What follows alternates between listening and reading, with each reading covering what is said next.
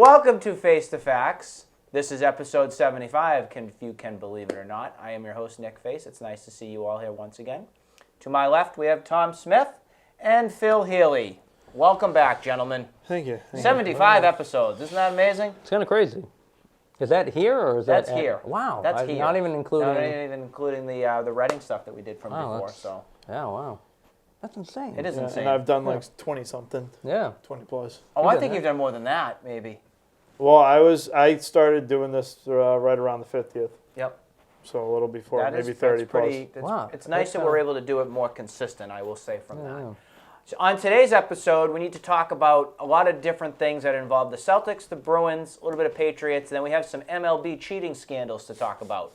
We are going to premiere a new feature here on Face the Facts today. We are going to, after talking about our sports discussions, have a little conversation about something that's related here that's more current events or some big news item that's occurred throughout the week. So stay tuned to see what we are going to be talking about towards the end of this program. Right now, we're going to start with the Boston Celtics. They deserve to be talked about first. They are on a 9-game winning streak, folks. It's unreal. They look amazing. They look like a team that likes each other, most importantly. And they're winning games with clutch plays, team defense, team offense, coming up with big shots. It's just really nice to see. Yeah. Let's start with Tom first and your overall opinions of what you see. So I can actually say that I watched a little bit of the beginning of the Wizards-Celtics game the other night and saw a lot of good things. I also watched the pregame, so I got a lot of input from them, too, about what was going on before that. Yep. Couple key things I noticed in like the first 3 or so minutes was Tatum looked a lot better than what they were saying he looked on Monday night. Yeah, Monday night when and he played the Mavs. He wasn't even that. I'll be honest. 1 for 18. He wasn't that. He didn't look that bad. Well, that's what they're saying. He was being aggressive and he was shooting the ball, but he couldn't get hit. Wasn't falling. And but then he went to the gym after, shot around a little bit after that game, and came back, and he looked pretty good. Yeah. I had a feeling that he was going to come back for the game against the Wizards and play much better than he did from Monday. The Celtics had a Monday game against the Mavericks, and then they had their Wednesday game, which was Isaiah Thomas's homecoming. Yeah. And this was really his first time, though, playing against the Celtics. Oh, that's true, yeah. Because he was on the bench the previous times for the Celtics. And Cleveland. Yeah, against the Cleveland. That is correct. Oh, which is so weird because was that last year or the year before? I think that was the year before. Where was he last year? I think he was in Sacramento or Phoenix? Sacramento sounds right. No. I forget. He might have been Phoenix. Phoenix, I know that's where he originally come from. Oh, okay. I think you're right. I don't know. He was bouncing around, but I think he's now with the Wizards right now. Yeah, he's with the Wizards right now. He was, fighting through some injuries, battling through some injuries the past couple of years. And, another key guy to bring up, too, is Cantor. He looked good in the game. Cantor's back. Yeah, he was out for a little bit. Now he's back. I don't know if it's full strength or not, but I'll take what you can get from him. Yeah, I was a little, I'm like, he was kind of muddying things up for me a little bit in there. But he got some good rebounds. There were some things, when, I don't know who it was on the Wizards, threw the pick on Kemba, Cantor was left to cover, Isaiah, and instead of jumping up his, 6 foot whatever body to block Isaiah's shot, he just let Isaiah shoot it a couple times in the first quarter. Yeah. So, for me being not so much of a basketball fan, but to see that is what are you doing? That's the whole part of the game. Yeah. Block the shot. Yeah, especially of his size. Cantor, he can be he can get you some good rebounds and he can post, he can be a good presence down there. But I like what I saw these last time we spoke, against the Spurs and against Dallas.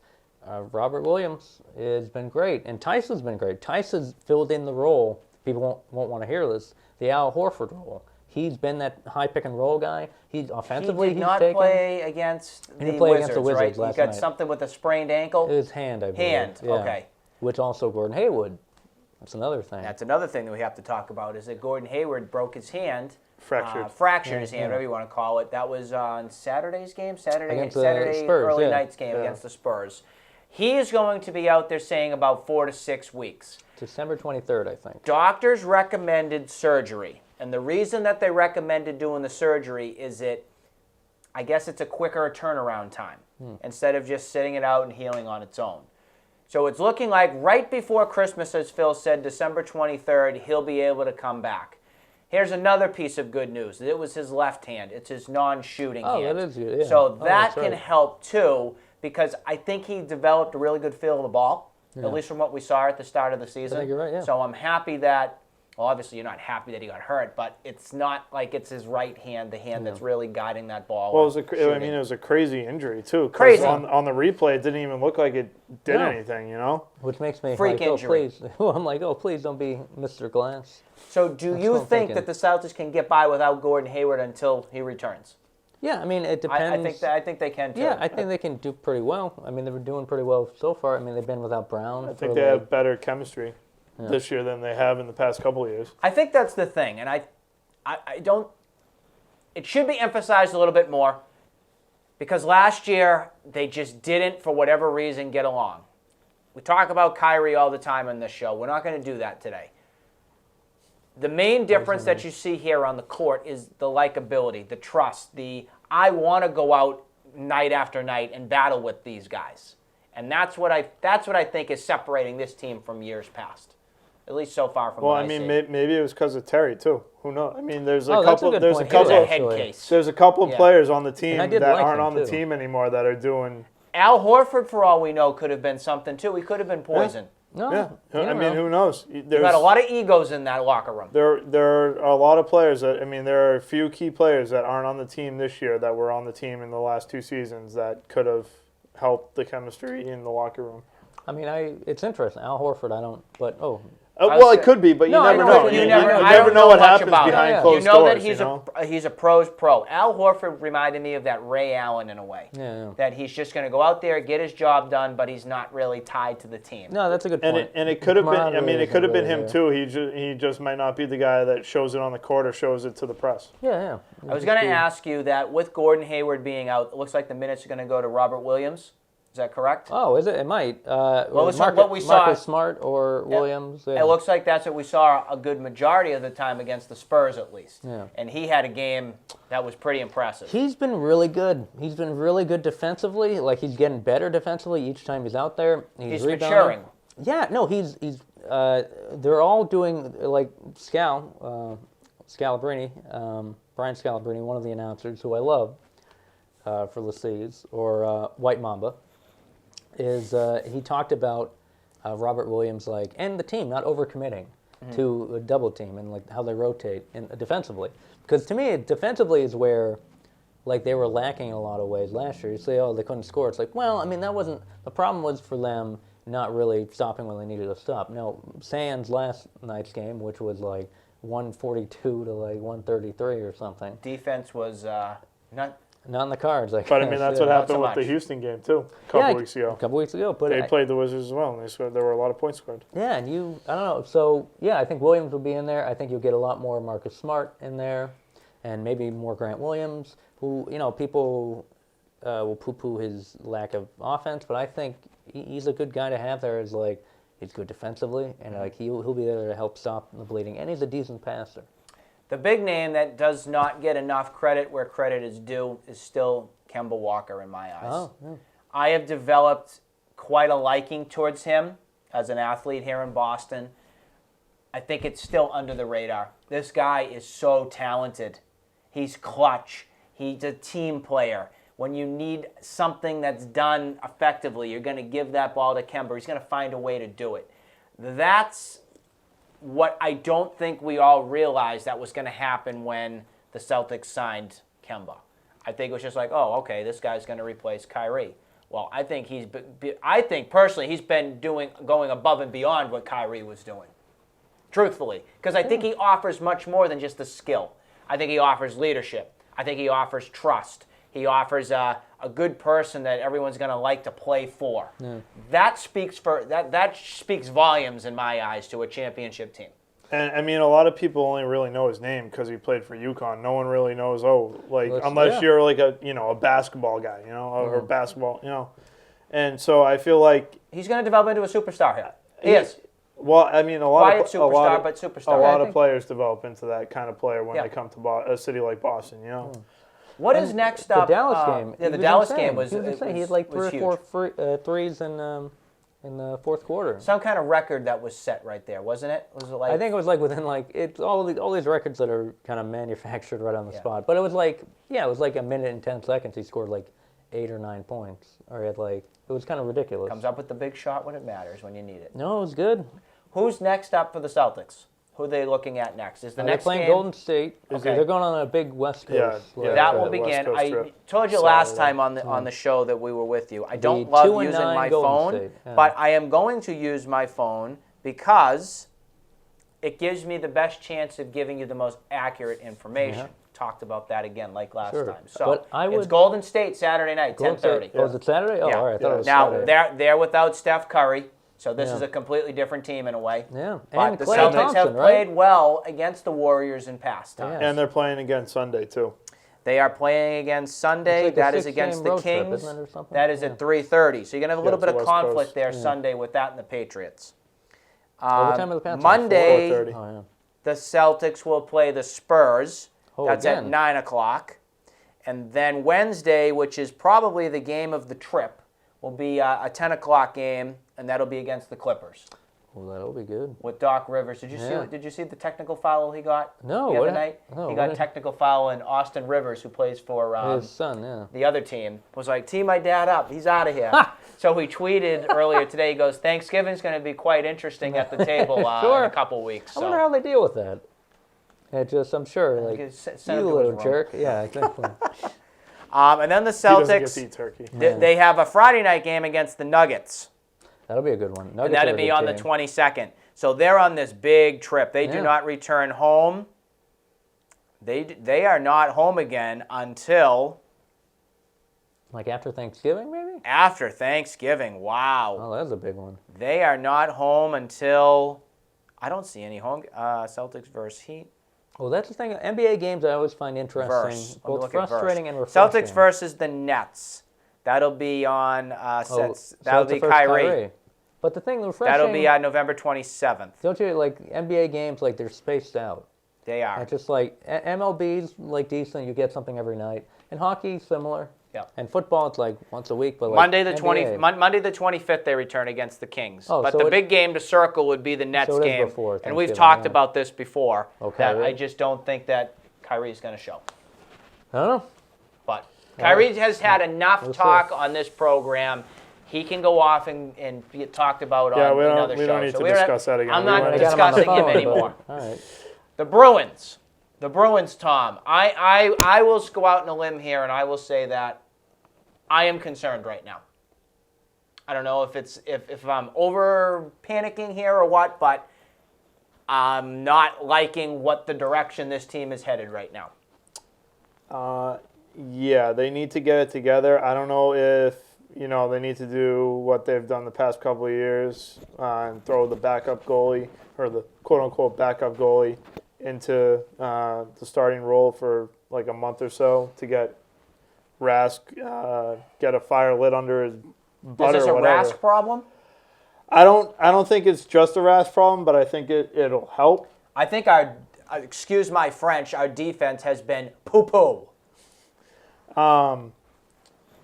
Big poo-poo. Well, I will say that the game against Florida, the defense looked really well, really good, and I was gonna shoot you a text after the second period and be like, wow, if this is the way it's gonna be, shoot Krug up onto a forward line and keep the defense the way it is, and then they fell apart in the third period. You cannot blow a 4-0 lead in a third period. I am sorry. Well, that is at home. That was disgraceful. There's only one. There's only Canadians, one. too, No, there's only This one. is different, yeah. There's only one team that can find a way to blow a 4-0 lead, That is the Bruins. and that is the Bruins. Wow, what did they end up losing? They lost in a shootout. I don't get how the Bruins can start off as one of the hottest teams in the NHL and now look like one of the worst teams in the NHL. I'm confused. How many games? It happens. It's we're at how many- 18 now. How many is it? Like, is it like a 3-game skid or? Wow. 4 in a row they've lost? They've lost 2 in a shootout and then 2 in regulation. Am I right to say that if the Bruins are going to a shootout, you just turn the television off and just go to bed? At this point, yeah. I mean, they're 1 for 9 in their last 9 attempts. Oh, wow. Why have 10. the Bruins never been successful with this?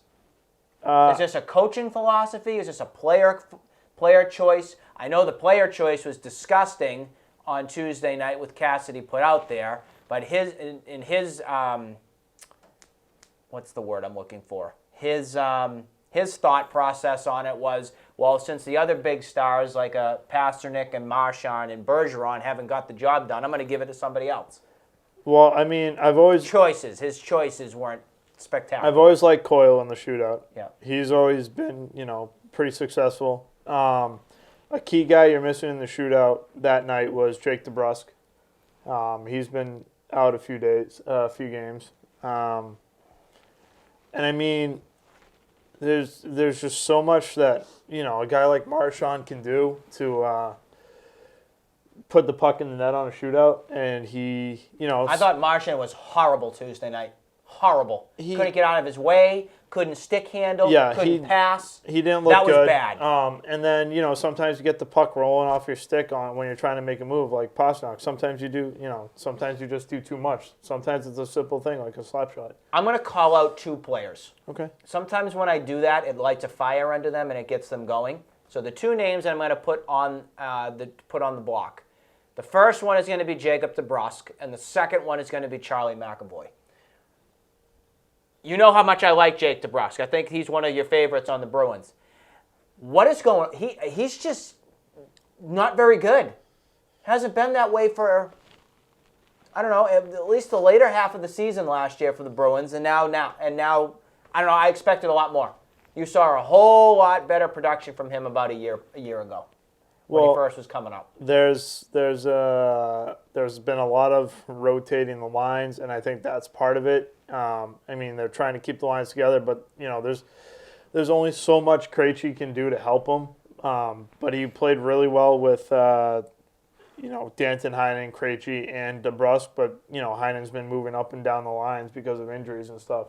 So I think it's kind of hard to. And I think he's one of those players where he's comfortable in what he's comfortable with. I guess he's just kind of set in his way. So you would say that he's not somebody that likes adversity. I wouldn't say he doesn't like adversity, but doesn't do as well with adversity. He doesn't. I don't think he's at that point yet. I don't think he does well. Where with does he fit in the best then? Where's the best fit? I mean, maybe throw him down to the 3rd line. I think Coyle would be a good fit for him because you can't really change that 4th line. Nordstrom's back from injury now. Yeah. So I mean that line is set. It's like the Paille, Thornton, and Corrali. I don't know what you're talking about. Daniel Paille. Paille. That 2011 line. The Merlot line. Yeah. So it's kind of that the 4th line is kind of back there again. So I don't know. So I want to call him out. McAvoy. I need more. I'm sorry.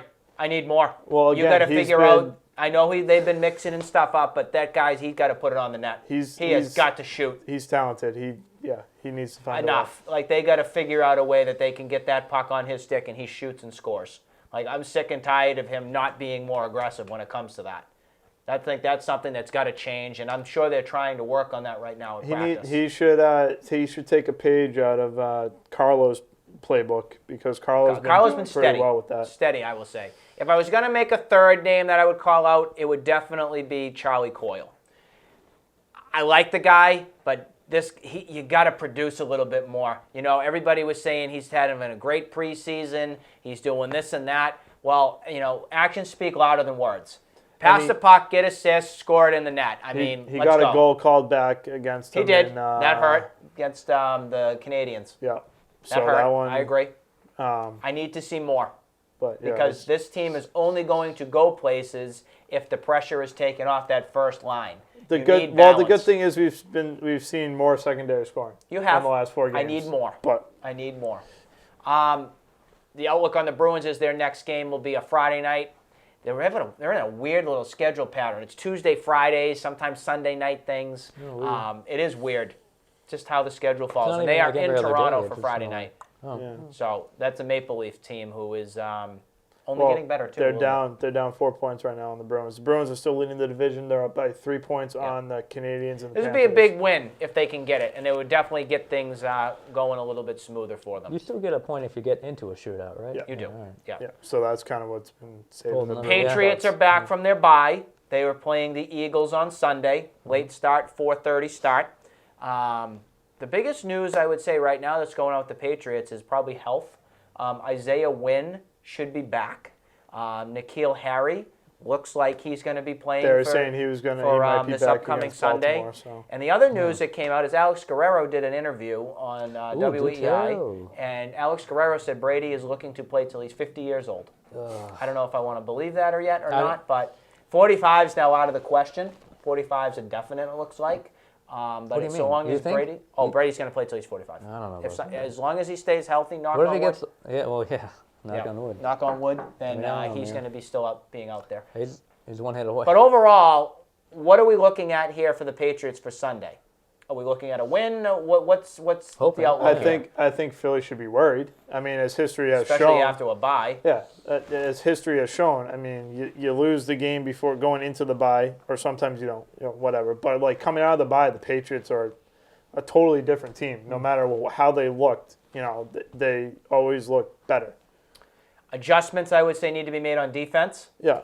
I'm hoping that there's some trust and at least a sense of security with Brady, with N'Keal Harry getting more involved. Another week of practice with Sanu. And hopefully Isaiah Wynn will be back. I'm hoping that unit will be back. I do think the Isaiah Wynn addition is going to help the offensive line. Is he definitely going to be there on Sunday? That's what I'm hearing. Oh, really? I'm hearing that it's there. If he's not playing this week, then it's back for the Dallas. They're going to test him out in practice a little bit. Oh, cool. But that would be a big sign right there if they can get him back. So I think Philly should be worried. I think the biggest, the toughest opponent to show how good the Patriots really are this year is going to be Dallas, because this week isn't going to really matter. We kind of expected them to have a shaky game against Baltimore, and we didn't really. I don't think we showed them. I don't think the Patriots showed the Ravens everything that we have in the playbook. I think they're saving it for the playoffs. The Ravens were. I think there's a bit of truth to that, yeah. And I think the Ravens gave the Patriots everything they got, and now the Patriots have everything they need. Yeah, if the Patriots do play the Ravens again, which could be likely, I don't expect the outcome to be what we just saw. I think it'll be a good game. I think it'll be the Patriots being victorious on that. Yeah. Rest of the NFL didn't really have anything else to really speak about outside of the San Francisco 49ers. Are now not perfect anymore. There you go. We had quite an epic game on Monday night. Crazy. The Seahawks and the 49ers faced off against each other. That went to overtime, and the Seahawks ended up winning that game. Yep. 24-21. I believe that was the score. No, 27-24. 27-24. It was overtime, right? Yeah, it wasn't overtime. Almost thought it was going to be a tie. And Mahomes made his return this past weekend too. And lost. And he did. He didn't. Did he return? He did. Yeah, return. he did return. And he did not look like the same Patrick Mahomes that we saw before he got hurt. So Chiefs don't scare me. Nope. No, I weirdly Don't scare me. at the beginning of the year, I'm like, you know what? They're going to be someone to reckon with, and they were. They were doing pretty well. But I mean, I actually don't think it's going to be the Chiefs that might even be in the championship. Who do you at think? the AFC? I think it could be the Ravens. Ravens, Patriots. I think Ravens or Houston. Yep. Or you know what? It might be. I don't think Houston is even going to get there because, they're down J.J. Watt, which is a huge hit to the defense. No, that's a big. But I mean, I think their offense is. I think they're better balanced than more balanced than they've ever been, as far as offense and defense. There's still half the season left. There's still time. I know, but I think Deshaun Watson is much better now. Like last year was kind of a lost year in a way. A little bit more maturity on him, a little bit more. And I think he can. I think he's a better passer than Jackson, and maybe not as electric as far as with his feet, but enough so he can. You saw the play against. I do think Deshaun Watson has a longer shelf life than Lamar Jackson. We know what running quarterbacks turn into, and it's not pretty. We'll see what happens, man. So we'll have to see on that. One more thing we have to talk about in sports, and we're going to talk about our special topic of the day. The last thing we're going to talk about is the baseball. Is the Houston Astros report came out that they were caught cheating from way back from 2016-17 with stealing signs. Just want your overall opinions on what you've heard, what you think, and what the penalty might be here. I mean, you can always rent it. I mean, it's always online. I mean, it's. I don't know if it's the best M. Night Shyamalan movie, but it's not, signs? Stealing signs. Oh, with not Astros, the film. sorry. Okay, all right. Well, here we go. Well, if you're stealing... Stealing signs. Well, all right, I guess that's different. But not much. Yep. Well, I mean, I remember, them talking about it after they won, but then I, didn't really hear much about it until today. So they've interviewed Alex Cora, Carlos Beltran. Who's interviewed? The MLB? MLB has. They're doing an investigation now. What are they going to do? I think slap them on their butts and say, don't do it again. Yeah, what are you going to do? That's the question. Like, some people are coming out there. I guess the harshest one I've seen is to strip the 2017 World Series championship. No way, man. I don't think that's going to happen. You're still going to swing the bat. Some money fine. You know what I mean? Is this a manager blame? Maybe you're banning A.J. Hinch for a year from being in the dugout? That's I don't silly. know. Ugh, that's so... I mean, Curious to see what they do. Yeah. But let's just be honest here. Stealing signs have been a part of the game in all sports for years. This is just a witch hunt that came out. A former player, that his name is Mike Fieri, who used to play for the Astros, gave a report, and now they're doing this big Watergate investigation, I guess. Oh. Yeah. What? So what was his? Yeah, it was a couple players. Wasn't He said that they were tapping the bat or banging noises to tell batters when the changeup was coming or when the curveball was coming, and they were using it from devices from the dugout. I mean, MLB said that teams could use iPads and stuff like that. Yeah. And if you want to really make a stance and not have cheating, don't have iPads or electronic devices in the dugout. Yeah, sure. What was? I mean, do we know the motivation for the player who was giving this information, or no motivation besides just winning the games. No, I mean like why he did what he did. Why he kind of? I guess he had a guilty conscience. I guess. Well, it's almost like a football team, pulling out one of their tablets. I don't know if they can do it on there, but like opening up a sports app and watching the game that they're playing in and being like, oh, this coach is saying to do this. Like, So we'll see what happens on that. We're going to transition into our final topic here of the day, and it has something to do with what's happening within the world. We leave politics out of it because that is just a topic to the stay garbage away from. fire. Garbage fire, dumpster fire. We're going to talk about the Disney Plus app that just came out this past Tuesday, and my first takeaway with it is it's pretty cool. It's a lot like Netflix in a way, but it's a chance for you to see past Disney movies and shows from the Disney Channel. You have Star Wars that's on there. You have new original pieces. One of them is this new Star Wars episode called Mandalorian. It's a new series they're doing off that. They have a couple new movies and stuff that came out. They got the Marvel library there. Most out of there. it. And Most of it, Pixar's not out all there. of it. Most of there. So Pixar too, did you guys get a chance to look at it or have it?